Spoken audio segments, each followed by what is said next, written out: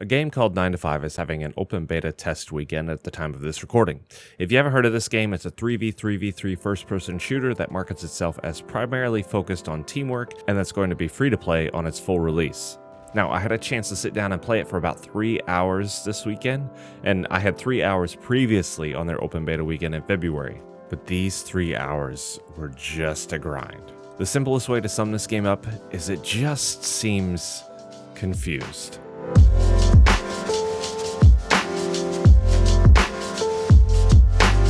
Alright, welcome to the channel. My name is Tacti and I primarily cover hardcore tactical shooters, so if you've been here before or you like the content, I would ask simply just subscribe. We've really blown up lately and I was hoping for 5,000 subs by the end of May, but I think together we can get 6,000 and really just knock it out of the park. Anyway, with that out of the way, let's talk about the game 9 to 5. Really, it's just a shame. The 3v3v3 game modes are something so unique that are pulled off so poorly, and it truly makes me sad. I don't want to be too harsh with the devs, I'm sure you guys are working hard, but this game has so much potential, and I just wish it were something else. In its current state, the game is dull. It's just another generic shooter on the market. The 3v3v3 mechanic is something that differentiates it from the other games, but it doesn't do this mechanic justice and still makes for a very dull and generic experience. Like I said, the biggest problem for this game is that it's confused. It doesn't know whether it wants to be a fast-paced arcade shooter or a slow-paced tactical shooter. It tries to pull a little from both, and it puts the game in a really weird spot that makes it just not fun, not tactical, not fast, just a confused, generic first-person shooter. Here's what I mean.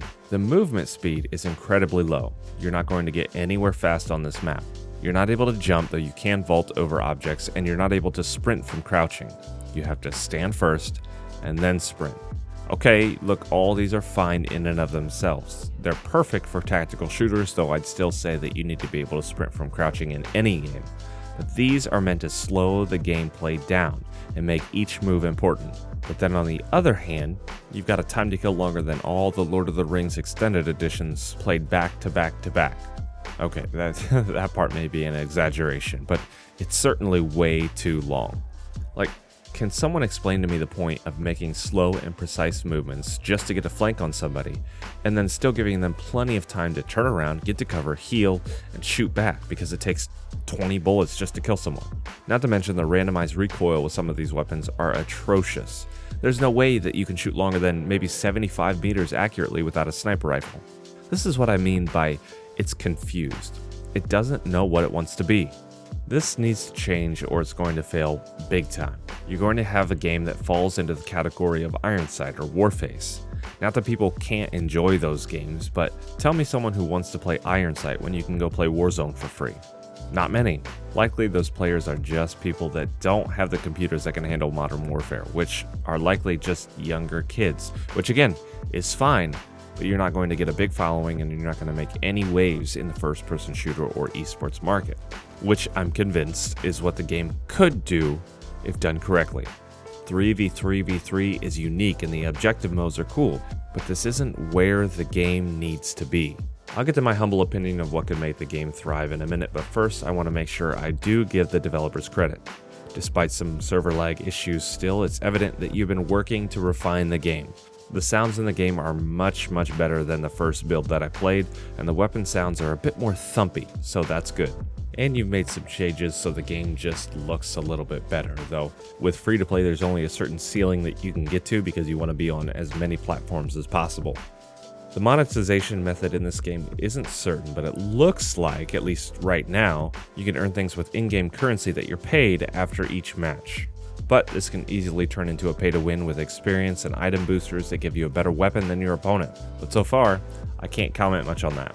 Look devs, I'm sure that you're trying, and again, this video is criticism on the game because I think it has potential, not because I want to bash it. Okay, here's my recommendation for the game, because if I'm going to make a big deal out of what the game isn't, I want to be sure that I'm providing suggestions on what the game should be. The way for this game to succeed is this: make the game hardcore.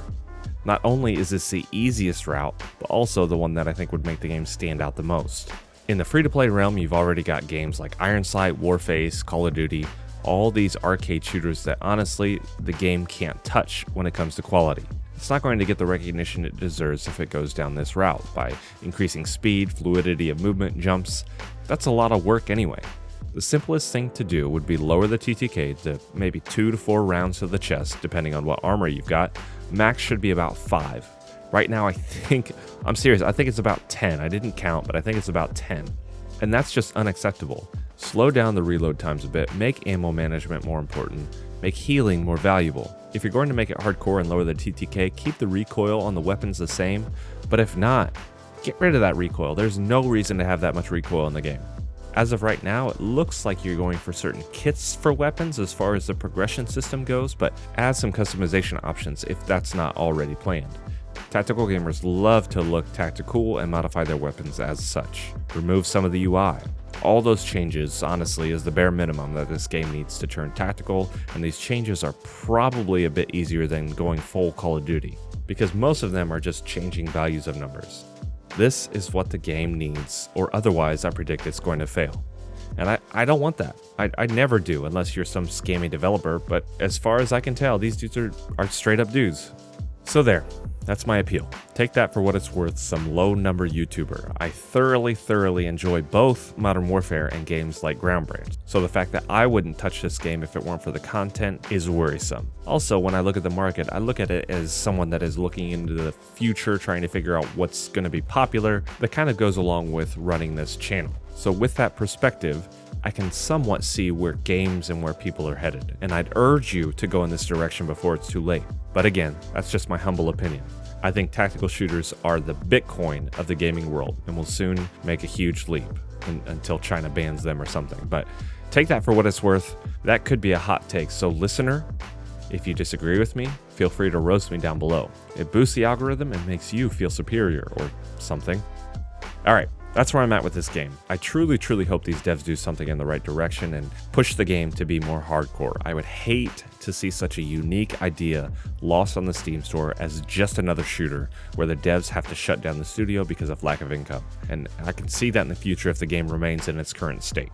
Alright, that's all for this one, fellas. Again, if you enjoy my videos, definitely hit that subscribe button and like button for the algorithm. Tell me what you think of the game below in the comments, but again, keep it polite. This video is not to bash anybody, it's not to put anybody down, and I definitely don't want any toxic people around me. So, if you're here just for the bashing, I don't want your views.